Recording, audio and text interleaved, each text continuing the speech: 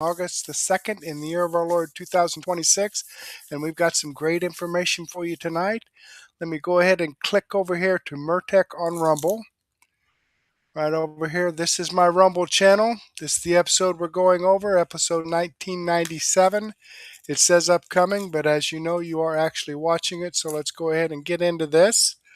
Okay, 97 poll, 2016, and Glow. I'm glad you could join me tonight. All right, let me go ahead and close this out. I'll get back with you here in a moment. Let me slide down here and click the Show More button to expand out the description box. We have information from Andrew Klavan, Glenn Beck, X22 Report, and Wendy Bell Radio. But before we get into that, I do need to give some shout-outs. Glow's already given me a couple of comments. Rumble number 5 today, thank you, and she shared this out, so thank you. I wish everybody else would.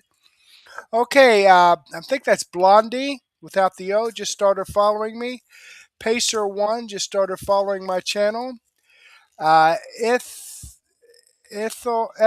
Mary just started following my channel. Britta Andres just started following my channel. The Flash 101 just started following my channel. Ernie 3434 just started following my channel. Ishtar just started following my channel. Magic Orange 1 just started following my channel. Farish just started following my channel. Staker Jim just started following my channel. Nurse Cindy just started following my channel.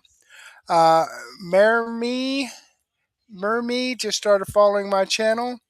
And Franco 1494. Okay, so thank you very much, folks, for following my channel. I greatly appreciate that. I hope you're tuned in, and I hope you enjoy the content. All right, WBS reposted my episode 1996. Glow, Viper Senior, WBS, and Cottonball 31 commented on my episode 1996. Glow commented, as you just saw above, on my episode 1997. Glow also commented on my extra 778C. WBS and Glow commented on my extra 99. My numbers are coming out wrong. WBS and Glow commented on my extra 779A. WBS commented on my extra 779B.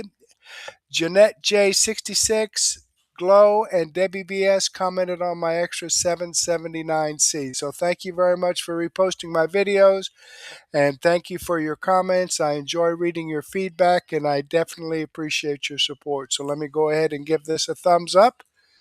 All righty.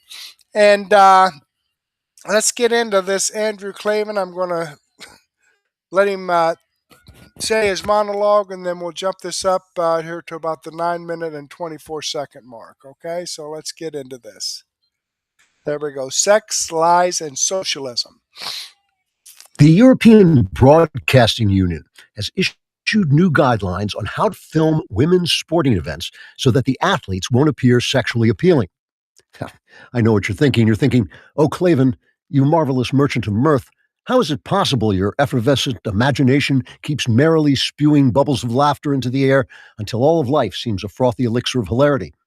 Who but you could dream up a scenario in which some Europeans have so little to occupy their lives, they actually found time to think of a way to discourage the 6 or 7 people who watch women's sports from watching women's sports? Where but in the imagination of a living genius of joy could there blossom a fabrication so absurd that it could actually make the incipient takeover of Europe by radical Muslim rapists and murderers seem like kind of an improvement over the Europe we have now? But no, so help me, I am not making this story up. The European Broadcasting Union, whose members operate nearly 2,000 media outlets that reach audiences of more than 1 billion people across the continent, has drawn up a list of disrespectful camera angles that are to be avoided to make sure that televised women's sports do not become sexualized or have any other reason to exist. For instance, according to the document released by the EBU, camera operators should not use low angles during such events as the women's pole vault, lest it provide male viewers with a momentary view between the jumper's legs and afford them a glimpse of a gateway into a heaven of pleasure beyond their wildest imaginations. Likewise, camera operators should avoid close ups on a female athlete's face during her moments of maximum effort, lest it cause male viewers to speculate that such an expression might be similar to the one she has when she has been coaxed to a pinnacle of ecstasy by an expert lover's masterful yet tender caresses. Slow motion replays of the efforts of women runners should be avoided, especially if the runners are well endowed, for fear it will remind the viewer of that time when he was 13 and the new Tomb Raider game came out with a Lara Croft who could actually jiggle, so that he sat in front of the TV, pressing the jump button over and over until he developed carpal tunnel syndrome and had to tell his mother he had been typing a lot because he was writing a dissertation on the temptations of St. Anthony. Also discouraged is any camera angle that falls below the waist of a female tennis player, thus revealing the way her adorable little skirt sometimes flies up in the air during her backhand, so that the viewer's eye can trace the mind-destroying curve of her silken legs from her sneaker-covered but doubtlessly suckable toes to the underwear so wonderfully filled by her soul-particleizing shapeliness. The EBU's British chairman, Sir Nigel Schoolbottom, says the new guidelines are meant to eliminate any glimpse of any part of any female athlete's body that might sexually excite the male viewer. And since virtually every glimpse of every part of every female athlete's body will likely sexually excite the male viewer, Sir Schoolbottom recommends that every potentially thrilling video of a woman during a sporting event should be instantly replaced by the image of a naked schoolboy being caned by a stern yet ruggedly handsome headmaster, so that the viewer comes to understand just how very naughty he has been for thinking those dirty thoughts about someone of the same gender as Sir Schoolbottom's beloved mum. Now, some critics have pointed out that men are more interested in looking at women's bodies than they are in appreciating their athletic prowess, or indeed their intellectual capabilities, or career achievements, or ideas, or conversation, and that banning sexually stimulating camera angles might reduce the audience for women's sports to 3 virtue-signaling lesbians who are only pretending to give a damn, thus making it almost impossible for women athletes to garner an audience and earn a living. However, the European Broadcasting Union suggests that problem could be addressed if the women athletes simply supplement their incomes by opening accounts with OnlyFans. Trigger warning, I'm Andrew Klavan, and this is The Andrew Klavan Show. All righty then, because I was curious about that, all that sports in Europe, how they were going to take care of that. But I guess, once again, he's cleared me up on that subject. All right. Where the BAN. All right. Chapter 1, Don't Sleep with Your Sister.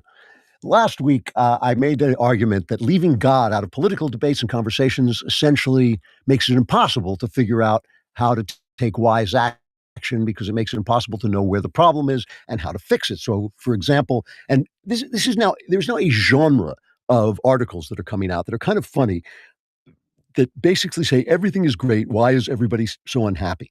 And they always kind of stumble around. This time it comes from our own Daily Wire, Zach Stark, on called "The Real Reason Americans Think Everything is Getting Worse. Prices are on the rise, but so are our expectations."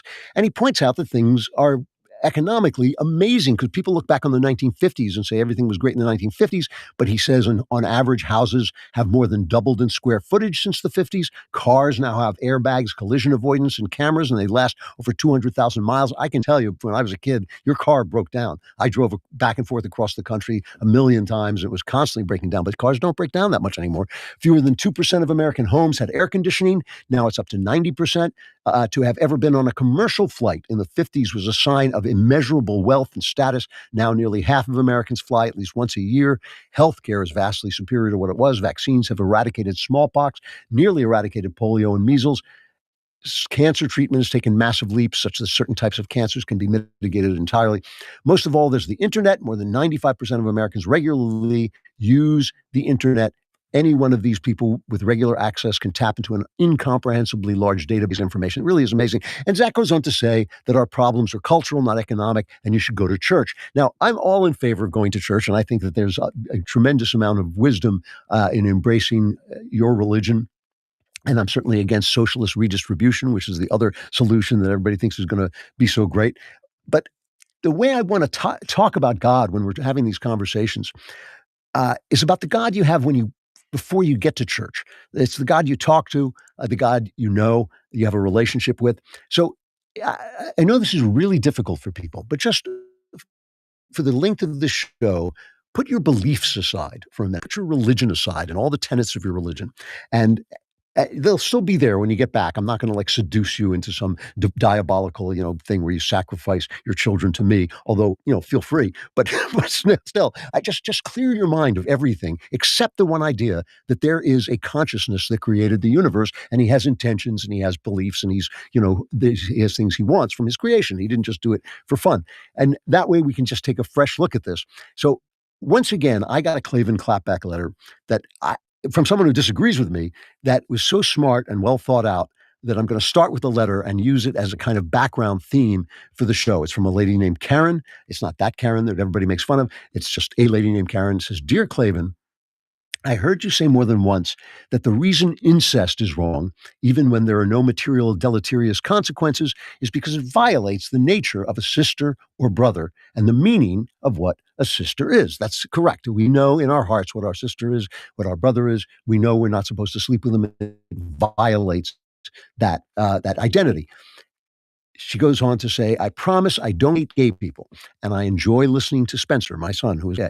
But still, I don't understand why your argument on incest doesn't equally apply to the practice of homosexuality. In other words, it's clearly in the nature of men to sleep with women and vice versa."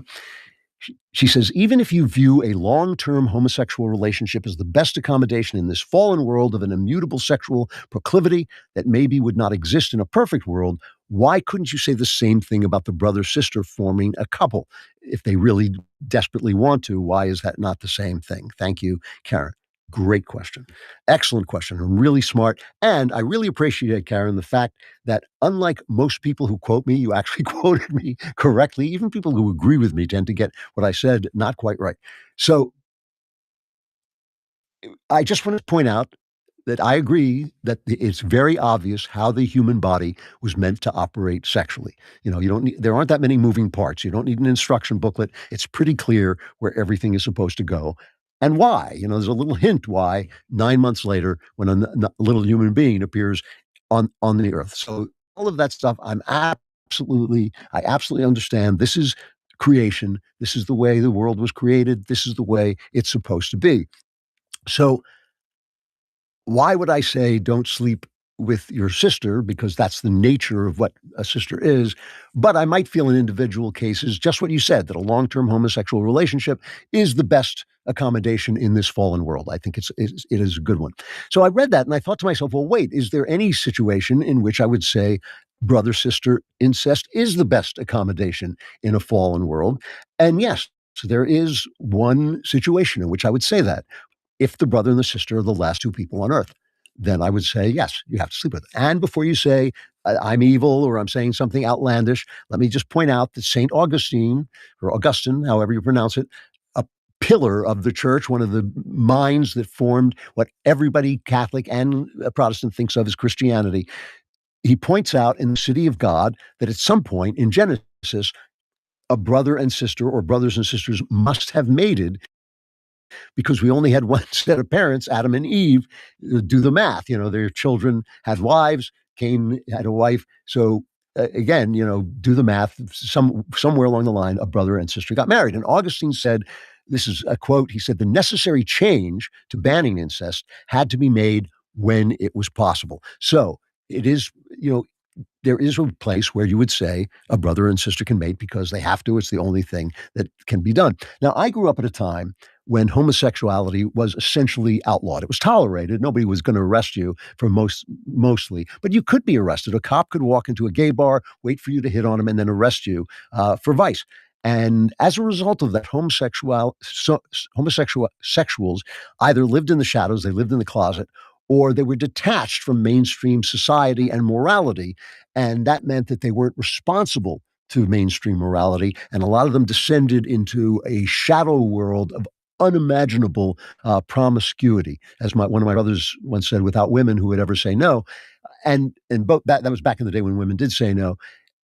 And ultimately, that resulted in the AIDS epidemic. Now, I was in my 20s when the AIDS epidemic hit and I started to read about what these guys were doing. And I got to say, I mean, I knew gay people, but I had no idea the kinds of I mean, promiscuity isn't the word for it. It was Sodom-like degradation. And so they were sleeping with like 17 people in a single night.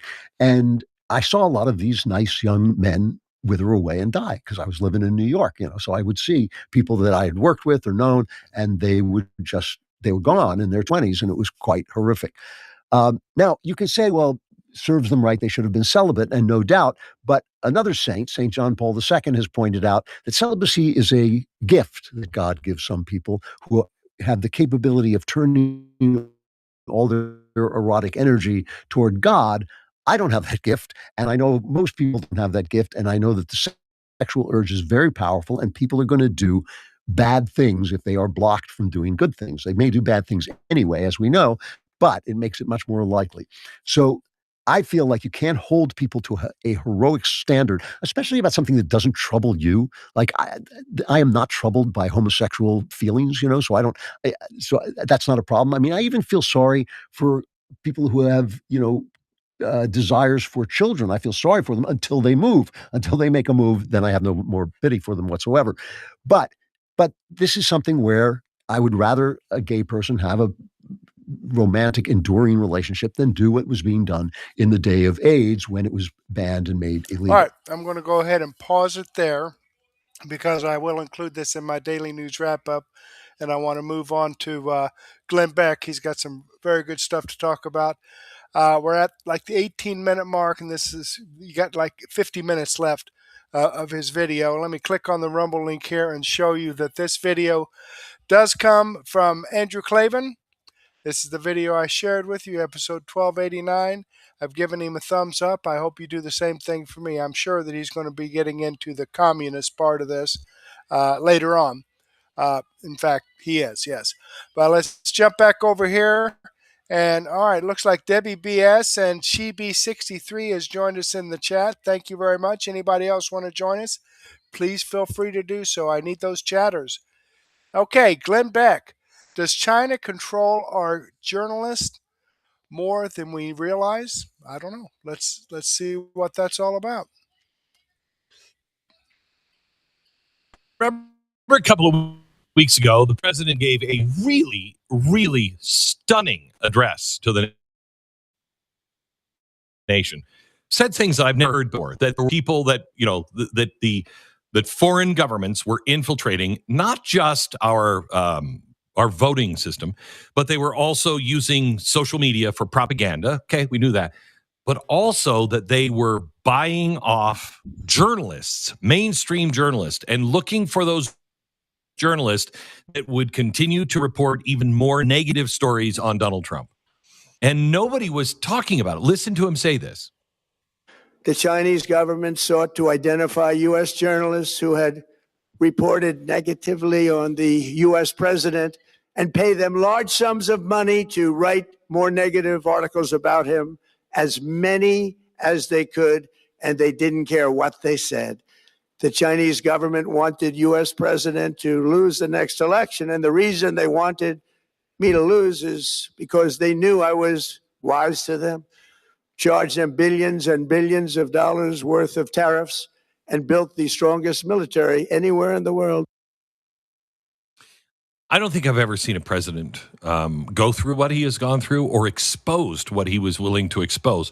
And the media did nothing. One reason might be because some of them are on China's payroll. Natalie Winters, she is the co-host of Bannon's War Room. She's the White House correspondent there. And she says she has dug up evidence and she can name names of people who are on China's payroll. Natalie, welcome to the program. Thank you so much for having me on. How confident are you that you have real solid evidence of people being on the payroll? And when I say being on the payroll, what does that mean? Sure. Well, I am as confident in my heart that I know that the PRC is America's existential threat. Now, I think there's no, secret discussion that we talk about, when could things turn kinetic with the Chinese Communist Party. But unfortunately, as we're learning today, something I think many of us have known for years, the information warfare has already started. And the Chinese Communist Party runs a multi-billion-dollar apparatus not just to take over newsrooms, buy them, but to cultivate people from within, to push stories that are beneficial or advantageous towards the Chinese Communist Party, but also kind of forward deploying these, intellectual, I would call them pseudo intellectual assets who all of a sudden start saying things like, well, President Trump's claims about, Chinese election interference, well, they're fake. Or President Trump is a candidate actually that we shouldn't like. So I want to walk people through the story because I think the receipts matter here and are really important and actually enrich the story. And we actually can name names. So there was an organization called the China United States Exchange Foundation. Now, this is a group that is at the tip of the spear of China's United Front Work Department. Now, the United Front Work Department is explicitly part of the Chinese Communist Party. It's how they seek and really work to co-opt and neutralize is the exact term, American elites, Western elites, those in politics, those in media, those in academia, kind of, influencers of thought, at least maybe in the old guard. And QSEF is run by a bunch of PRC, CCP apparatchiks who have direct ties to the regime. And they retained, now this has been going on for over nearly 2 decades, but back in the early 2000s, they retained a bunch of Western lobbyists, various firms, to connect them with American journalists that they were seeking and really working to find those that they could get, quote, preferential treatment from. And the point of this program was to get, quote, favorable coverage and, quote, disseminate positive messages. What am I quoting? The FARA documents. Now, the stories had a lot of legs because within these Foreign Agent Registration Acts, you can see the way that these lobbyists were working with journalists on behalf of an intermediary with QSEF to take them either on free trips to China or have these private dinners, either with CCP officials or people who are part of that United Front Work Department, which is just an espionage and propaganda front for the Chinese Communist Party. Why this story is so explosive is because I actually have the names of people, and I'll rattle them off for you. But okay, hang on. Before you do that, answer this question. Yes. I would expect that, people would say a trip paid for doesn't mean it influenced me. Doesn't mean I gave anything in exchange. I went to learn their point of view or whatever.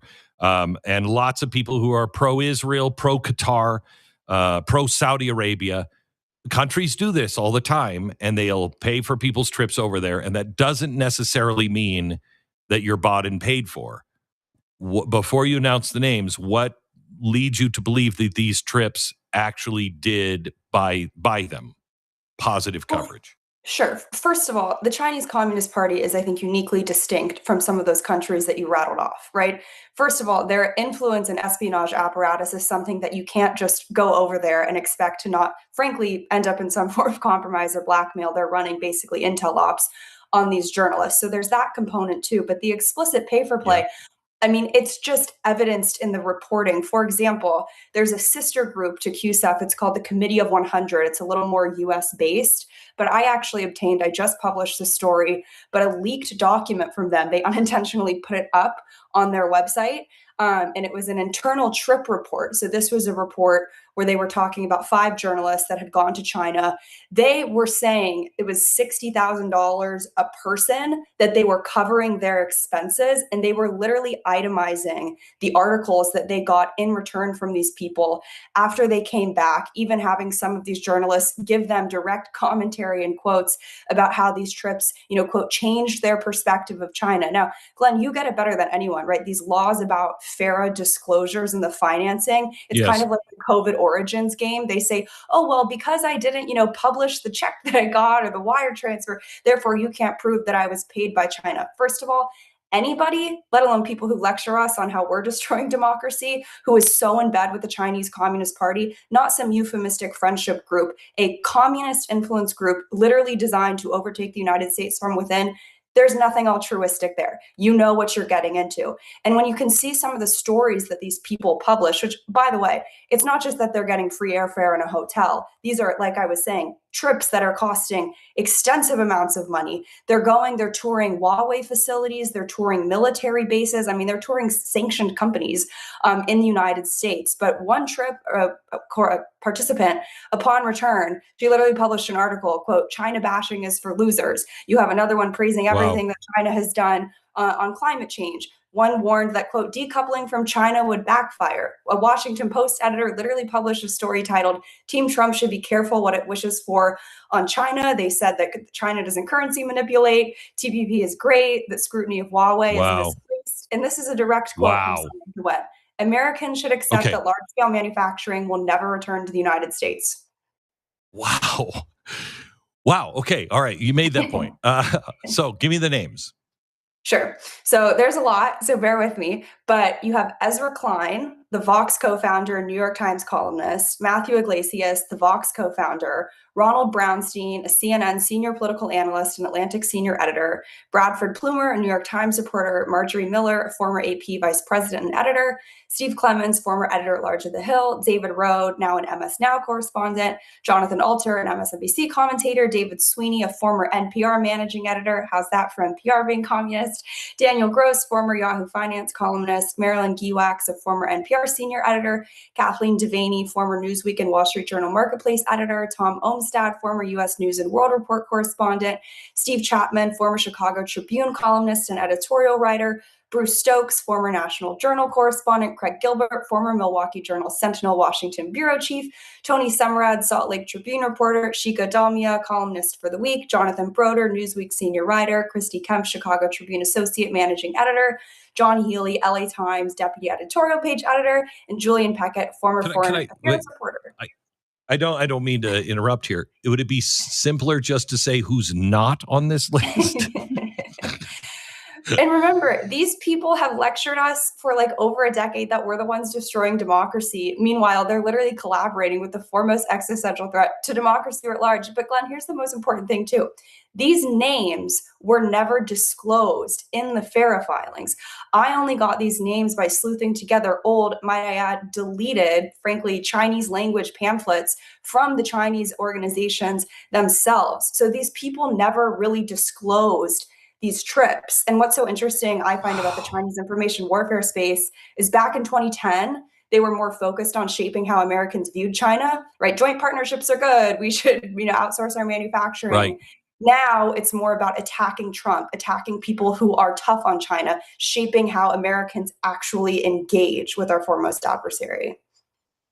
I think also the what's going on with the data centers is extraordinarily dangerous as well.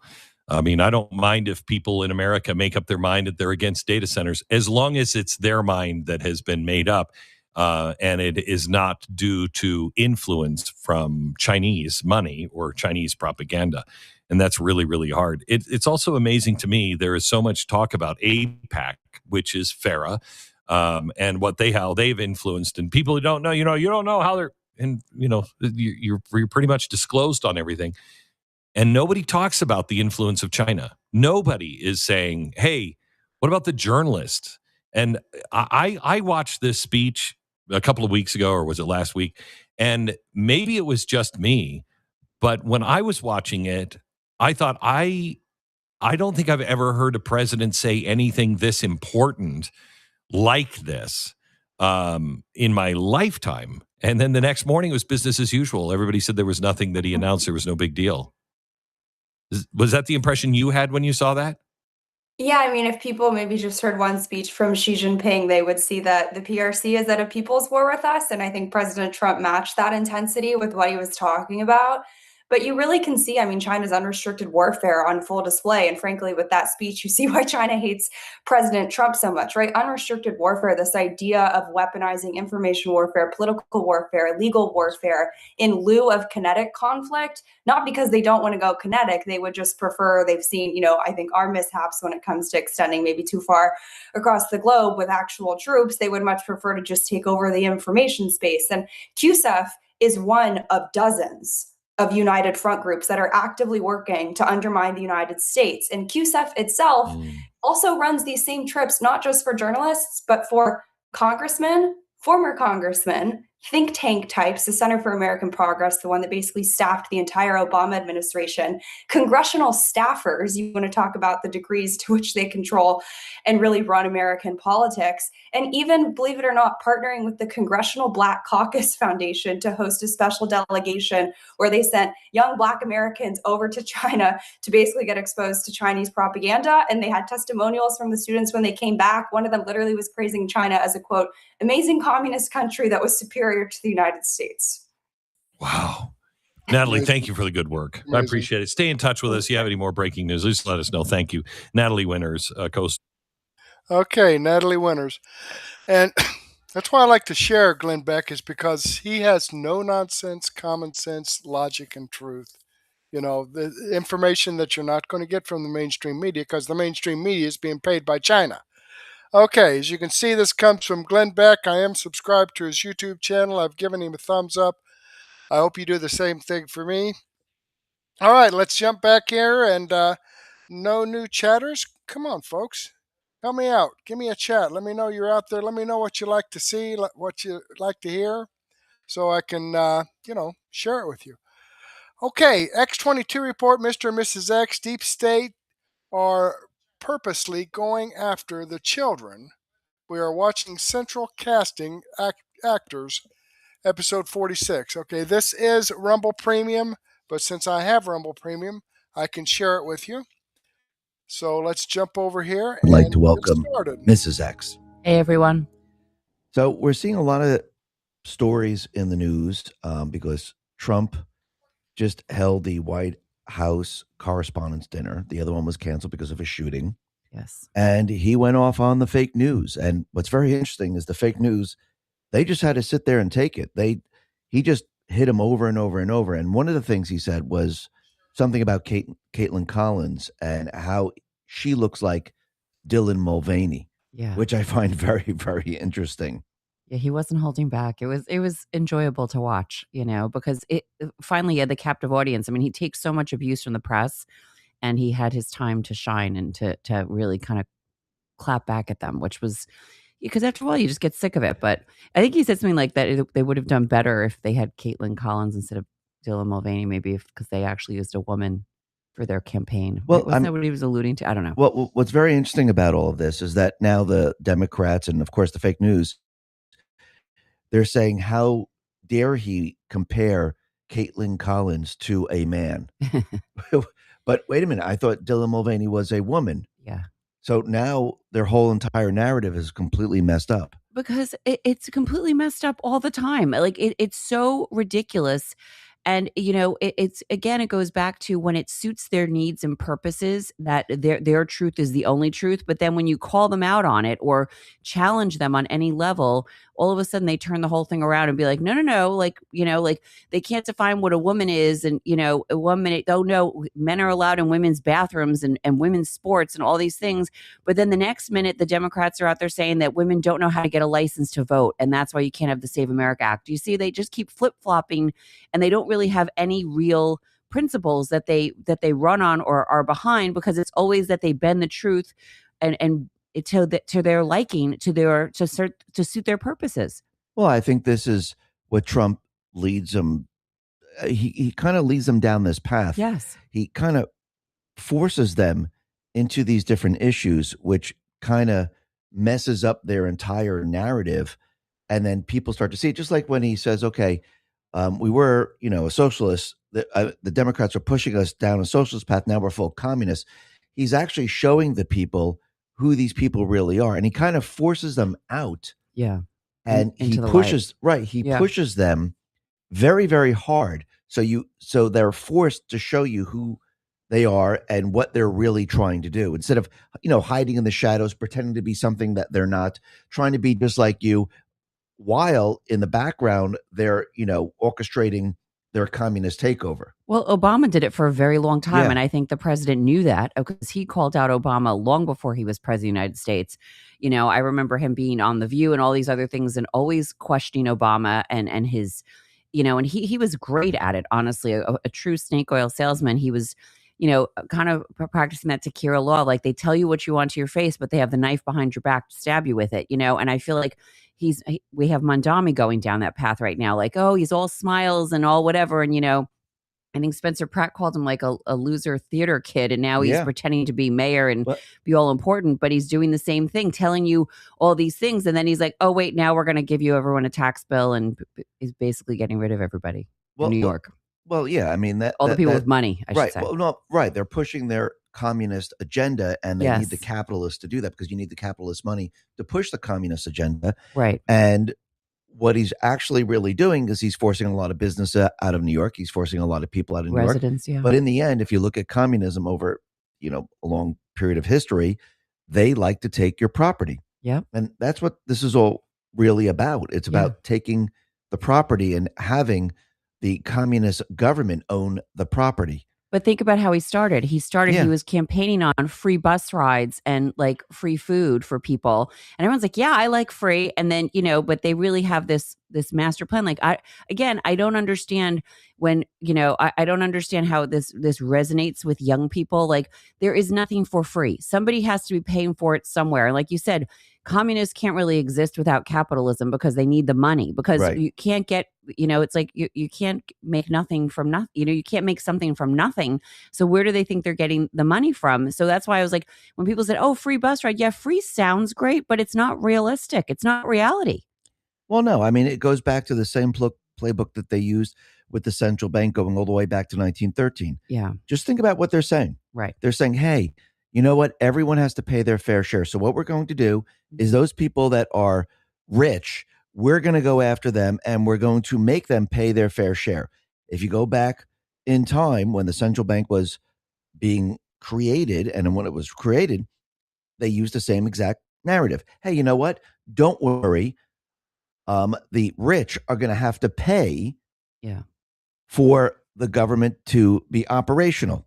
This is what they do every single time. Well, according to them, the billionaires shouldn't exist. You shouldn't be allowed to have that much money. And I'm thinking, who are you to tell anybody what they're allowed to have or not have? Last I checked, we still do have a constitution in this country anyway. You are allowed to have, if you want to be a billionaire, if you want to work hard and that's your journey, you can be a billionaire. No one's allowed to tell you that you can't, you're not capable of that. But that's what's ridiculous. And I think all these people, Mamdani, AOC, and the rest, Jasmine Crockett, I think Spencer Pratt is right. They're all theater kids. They are from Central Casting. Yes. And the deep state players, they put these people into position, and they know that they're actors or actresses, so they can play the part. I mean, think about it. Every time AOC, every time Jasmine Crockett, they go to I know what you're going to say. Yes, a different place in the country. Yeah. All of a sudden, or they're speaking to a different group of people. A different crowd. Different crowd. Their accent changes. It's amazing. Every single time. Yeah. So we saw it with AOC. You see it with Jasmine Crockett. Kamala did it too. Kamala does it too, because again, they're all from Central Casting. The deep state finds the losers of all losers, the people who are theater kids, who never made it, who want to be something. And if you actually look at some of these people, like Mamdani, he was trying to be a rapper. He's trying to be an actor. And if you look at Jasmine Crockett, if you look at all these people, this is really what they want. Even Kentenji Brown Jackson. Yeah. She's same thing. She actually performed, I think, on Broadway. Yeah. So they're all exactly the same. Yep. So Spencer Pratt did something very interesting. He put out a video of all the different accents of Mamdani. And he says, will the real Mamdani please stand up? Just take a listen. Socialism. This is Zohran Mamdani. He's running for mayor of New York and currently polling second. Here's what he normally sounds like. We gather tonight in the wealthiest city, in the wealthiest country, in the history of the world. But in an interview in South Africa, he sounded a little different. I actually created a playlist for Mira, who also happens to be my mother. Nepotism and hard work goes a long way. And in an interview with the Turkish American podcast, Mamdani sounded different again. I'll be honest with you, Brother Mansum, is that at this point, not many people are thinking about it. And here is Zoran during his rapper days. You know, it would have been here earlier, but a worldwide tour is a worldwide tour is a worldwide tour. As in, you can't Celebrity things. you can't just stop it. You know. I do a deep dive into Zoran Mamdani and his changing accents for the free press. Read it at thefp.com. So there you go. It's really fascinating to see how they do this, and it just makes you wonder, who are they really? Like, Spencer Pratt's completely right about that. I mean, a lot of people don't like the way President Trump talks. They say he's just too plain, too blunt. But you know what? You always get what you get with him. Like, there's no changing change his accents. He accents. doesn't do that. He's a New Yorker through and through. I mean, it shines through when he speaks. And when he talks to everybody. Why do they all feel the need that they have to either talk in some accent to be like, oh, relatable, or, and to me, it just shows you like, you don't really know what you stand for. You're just doing your part for the day. And it just feels very disingenuous, very unauthentic. And they're just losers. Because they're all playing a role. When you look at all these people in government, they're all playing a role. These people aren't elected. These people are installed. The installed people, yes, they have to play a role because this is who they chose. They chose actors and actresses to play this role. Okay, I'm going to go ahead and pause this here. And I like Mr. and Mrs. X. I mean, they sit down, kind of like my wife and I do, and talk over some of this stuff. And it's like, man, the craziness that's going on. And they bring it out. Okay, let me go ahead and click on the Rumble link. This video will be in my daily news wrap-up if you want to catch more of it. Okay, welcome. as I said, this video does come from X22 Report. This is the video I shared with you. I've given them a thumbs up. I hope you do the same thing for me. Alrighty, let's jump back here. And tonight is the night before school starts here in Indianapolis, okay? My kids go to Franklin Central School System, Franklin Township School System, and they'll be starting to school tomorrow morning. My son, my oldest son, will be starting his freshman year in high school, and that high school class starts about 7:15. He has to catch the bus about 6:35. Which means I'll have to get his butt up out of bed at 5:30 because he likes to take a shower in the morning. So there you have it. But I do have a back to school special I want to share with you here. Here we go. This is actually from a Staples commercial. So let's see what that's all about. It's the most wonderful time of the year. It's that time of year again. They're going back! With school supplies as low as 25 cents. And laptops up to 40% off. Shop right from your teacher's list and enjoy 30-minute pickup. Staples, that was easy. Alrighty. Not all heroes wear capes, but they do wear... Okay, and then going into a Benny Johnson video there, but there you have it. It's, it is... The kids going back to school. It's going to be a lot less screaming and fighting and carrying on in the house during the day. So that is probably true about being the most wonderful time of the year. So let's get down here to Wendy Bell. Weekends with Wendy. Let's see what she has to say.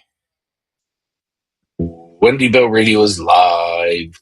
Hey, good morning, everybody. I decided to give you a new view because it's raining out pretty good, and I'm ready for a good rainstorm. So we're gonna. You all be welcome. I came inside because it was loud. Yeah, it was a little noisy on your little rooftop there. How's everybody doing? Good morning. I will say that Brock and I have looked at like 0 news headlines on any of the channels. But I can tell you, just a cursory scroll through my X feed, it's all Fauci, Brock. It's all freaking Fauci. And it's all Fauci stuff that we've talked about for 5 years. It's crazy.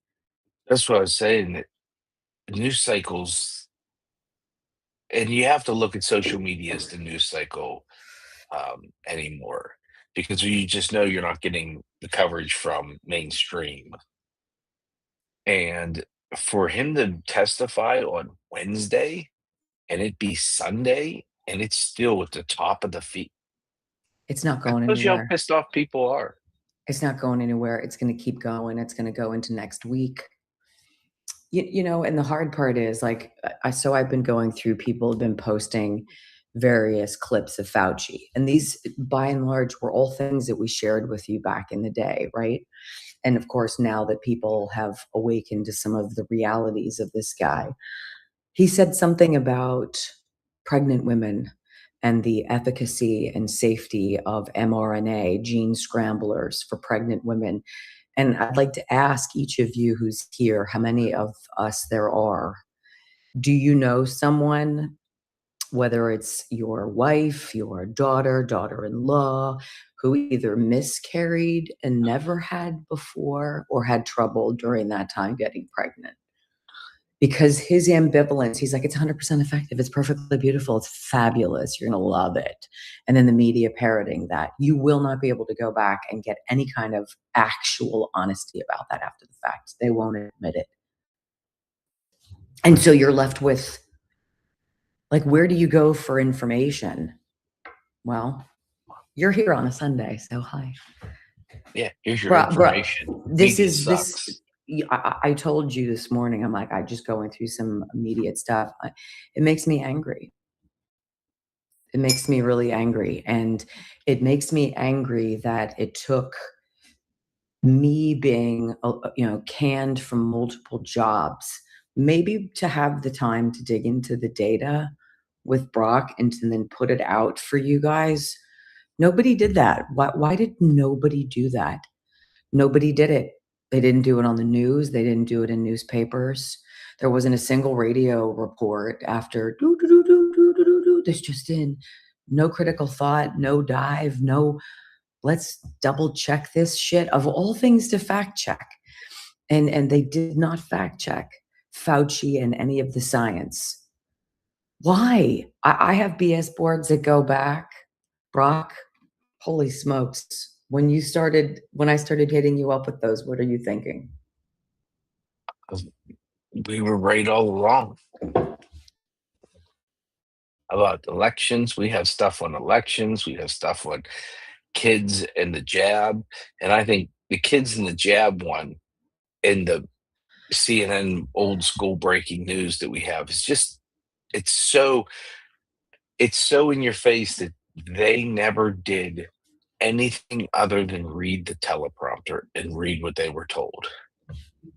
And it's just a shame that they didn't do it, that the doctors they had on air to talk about it didn't do it. It's to me, if media could have media malpractice and we held them accountable like doctors, they'd all be sued and out of business. That's what Bobby Kennedy said to Glenn Beck. He's like, beyond Fauci's obvious, your back must be hurting you because you keep fidgeting. I'm not used to this chair anymore because I typically do everything outside now. But it was the chair that you used for like 3 years preceding the time that you jabbing me. Something jabbing me. Anywho. This is what it sounds like when you're bucking for a Wendy Bell Radio expensed chair. No, I said nothing. That's how it works. That's like a trip to Tennessee to see a football game for a team building experience or a bourbon tour. You chairs that you sit in, massage you. In the event that we pick up some sponsors on a bourbon tour through Kentucky. Okay, that's what we'll do. Hey, did we pick up a sponsor on a golf? Stop fiddling. Did we pick up a sponsor on the golf course?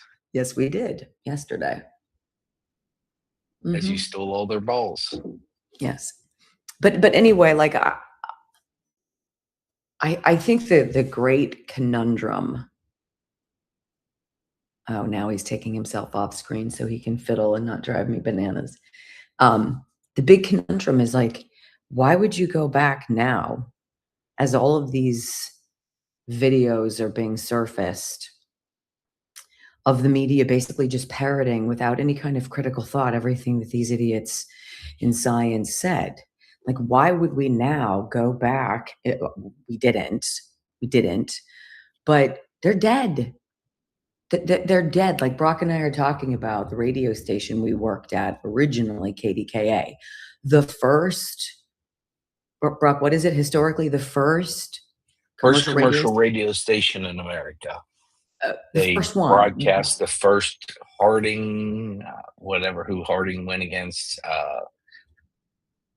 They were the first to do baseball games and live sporting events. Like this is first ever. It's such a phenomenal legacy place, and Brock worked there for many years, for good and bad, and I worked there just briefly. And it's interesting because we're watching like the revenues plummet, the quality go down, and the focus of the people in charge. And I said to Brock, I'm like, it's not even that they're proactive, they're not even reactive. They're not even reactive to the changing environment. And so you get people who are on the radio, some of them, whose views you just can't even tolerate. And you're like, okay, I don't want to pay attention to this anymore. I don't want to see that station die. That's like a legacy thing. I don't want to see TV die. I don't want to see broadcast news die. But this current iteration is unbelievable. It's unsustainable. And they've been wrong on effing everything. Happy birthday, Harley. Oh, yeah, 4. Happy birthday. She's 4 today. To you. Would you please take your stuff outside and set up your stuff outside? No, I'm good. Okay. Anyway, Harley, I'm really excited that you're 4 today. Happy birthday, sweetie bug. That's so great. Some of you, and I'm interested in your perspective, like when you started paying attention to us, if you remember the BS board from the very beginning, because those started in 2020. Those started in 2020 on paper. I went to Brock and I'm like, I have all this data, and I want to write it down. Is there anything I can write it down on? And at KDKA, he'd been there for 20 odd years, and he's like, all right, he knew where to rummage around, and he got me this big thing of like folding paper, right? So it's like big easel size, and I started writing it down. I'm like, now I gotta figure out how I can like hold this up. Like and he's like, okay, hold on. And then he went back and he got the paper, he got the pens. Kate got us pens from Hallmark. She started contributing to our nefarious little BS boards. And then you found the easel somewhere, which I summarily broke. And that was the BS we found board. the separate. Yeah. How many of you remember the paper BS board? And literally, I was on the radio with my monologue, and we were doing them on Facebook. And I was going one page after another, one page after another. And then Ireland Contracting was like, hey, we'd like to sponsor the BS board. And I'm like, what?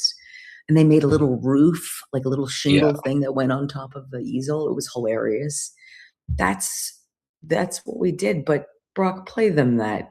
But share your earliest thoughts of whether me putting together the BS board or the research that went into it. Because I want to share a couple of these things with you guys so you can see how freaking detailed they were. So what do you want me to say? Like how much do you time? You remember when I was like, I would sit on the floor, right? Oh yeah, and lay write on it the all. floor. Yeah, she'd lay on the floor. I probably have a picture of it. And we'd write it out. And sometimes it'd be like, blah, blah, blah. You hand me your sheet that you would scribble on, and then we'd go through. But you would say stuff to me, and you're like, all right, here's a new line. And yes, and so we spent hours. Unfortunately, the first one had to be right because it was in paper. But our show started at 3. We did afternoon drive, and I got there before noon, didn't I? Yeah. You got there around noon because I had to get there at 11. Right. So usually it's about an hour after me. And so we spent hours and hours and hours and hours doing we talk about it at 7 in the morning. Now I set this up. You remember the basement flood? Oh my God, USCG Brian. Oh my God, Brock. No, that's not because of that. The dog almost knocked something over. Oh. Well, if I can't be critical all day if I don't start first thing in the morning. So he's getting annoyed. So anyway, I want to play for you a clip that this is CNN. This is CNN. This is to tell all of you parents out there with zero critical thinking, no research on their own, no fact checking. This is CNN parroting the claims of Fauci and Rochelle Walensky and all of those dicks. We do have some breaking news. Drug maker Pfizer just announcing the results of its vaccine trial for adolescents. It says its coronavirus shot was 100% effective at preventing infection and sickness among 12 to 15-year-olds. This could be a major game changer for reopening schools across America. So joining us now is Dr. Chris Purnell. She's a public health physician and fellow at the American College of Preventive Medicine. Dr. Purnell, great to see you. 100% effective? Is that, John and I haven't heard numbers like that. Is that unusual to find that efficacy rate? Because nobody heard numbers like that. Well, that's even higher than what we were reported when we had 95% efficacy in adults. Look, we know these mRNA vaccines are a game changer. The technology is different. The technology is very promising. I mean, it's 100%. I mean, you know, it does not get any better. You're right. It doesn't. Unlike mail-in ballots that have 124% participation, they couldn't push it over 100% effective without making us go. Right. Yeah, they were like, it's 108% effective. And we know you can get 108% because that's what the voting was. That's your illegal voter alien. turnout. Yes, 100%. All right, so then there's a corresponding BS board that if any of those jags at CNN gave a fat rip to do anything, we have a board, and I think it says 5 studies or whatever it says, Brock, studies. Oh, you didn't send me that one. And yeah, I did. It's okay, I'll just read it. Well, no, you should be able to see it here. It's the one that says 42 studies on kids. Do you see it? Oh, yeah. Here we Can you bring that up? I took that, yeah. Okay, look at this. 42. This was 2021, early. 42 studies on kids, COVID, and the jab. And look at all of these sources. This is from the NIH, and these are all these countries that we're getting this data from. Oops. So out of 285,000 children, 9,000 had at least one comorbidity. And we're not talking about just splinters, heart disease, pulmonary disease, kidney disease, asthma, diabetes. Look at that. Blood diseases, immune deficiency, chromosomal, like kids who had serious problems. And then it goes on to tell you how many people died, how many kids actually died. 352. You guys, there's 74 million children. I remember that, 74 million children, 352 COVID deaths, survivability, 99.98%. And that CDC.gov source there next to total COVID deaths, 352, it took me an hour to find that. They buried it, Brock, remember? Yeah, they started changing where they would put stuff in tabs, and yeah. I remember I get text messages. Hey, I can't find this. Can you start hunting and pecking? Yeah. All of a sudden, the data that we were supposedly easily accessing vanished, and they buried it and buried it and buried it. I'm like, I'm not a freaking computer programmer. What am I doing? You know, we pay these people for them to hurt us. They did the same with the elections, though, too. All right. Great information, Brock and Wendy. Here again on Sundays. I can pick up some great information to share with you. Even though it's not a normal news day and the normal programs, we can always find good stuff to share with you folks. Okay, I'm going to pause this here, but this will be in my daily news wrap-up. Let me go ahead and click on the Rumble link and show you that this video here, Weekends with Wendy, does come from Wendy Bell Radio. This is the video I just shared with you. I've given you a thumbs up. The link to these videos are in the description box down below. Okay, let me copy. Oops, let me get it all here. Let me copy these chats into a comment so that they will be a permanent part of the video.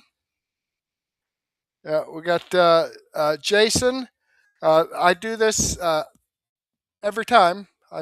Your chat will be a permanent part of this video because, as you know, when a live stream is over, the live chats just kind of vaporize. But now it is a permanent part of the video. Again, thank you for joining us. All right, let me jump up here and remind you folks that these videos that I've shared with you are videos that come directly from the producer. I have the links to the videos here in the description box, as well as the links to the producer's channel if you want to go check out some more information from that particular producer. Also, these videos that I've shared with you are videos that I've posted here on Murtech.com, where I have over 40 no-nonsense, common sense, logic and truth. Right here's the Wendy Bell video and the Mr. and Mrs. X video that I shared with you. Right here posted on Murtech.com. The link is in the description box. It's a free site. I don't ask for your name. I don't ask for your email address. I don't drop cookies on your computer. I don't ask you to sign up for a newsletter. I don't have a bunch of ads popping up in your face. It's strictly to provide you a place to go to, your one-stop shop for information that you're not going to find on the mainstream media.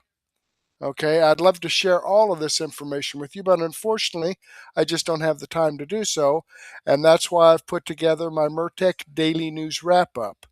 Okay, this is a playlist here. It says I have 22 videos in here, about 10 or 11 hours worth of great information. We're going to start off with Wendy Bell where we left off just a few minutes ago. Then we're going to jump to Andrew Klavan, start off where we left off. Also, X-22 report. I've added in the Y files, and aliens scores the galaxy for food. Oh, scores the galaxy for food. Okay. Also, Free Your Mind videos talking about Candace Owens as a total fraud. Of course, I think a lot of us knew that. Dr. Drew's going to talk about Dr. Fauci. Dr. Drew, when I first started sharing him, someone, gave me a comment, be careful about Dr. Drew. He's one of those that pushed the COVID jab. I think he did when it first came out. But I think because his tune has changed dramatically as far as COVID and ivermectin and things of that nature and the jab. So, I still share his stuff. Also, the Liberty lobbyist got some great information here, folks. It's chock full. But go ahead and take a break right now. Grab a cup of coffee and a donut, or a glass of wine and some cheese, a sandwich and a soft drink or a beer, and meet me back here in about 15 or 20 minutes so I can get this set up in Rumble Studio and we'll take off with it. Okay. But for the meantime, I do want to thank you for being here. Hopefully, I'll get to see you again later, and may God bless.